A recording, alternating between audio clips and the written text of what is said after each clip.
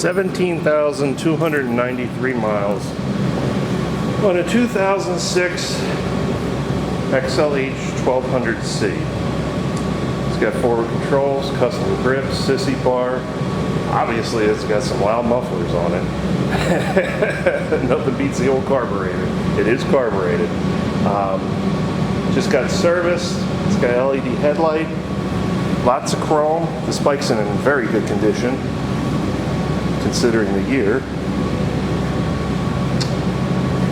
So if you're looking for an oldie but a goodie, it's a fun Sporty to have. It's got the big gas tank, so you won't be refueling every 100 miles.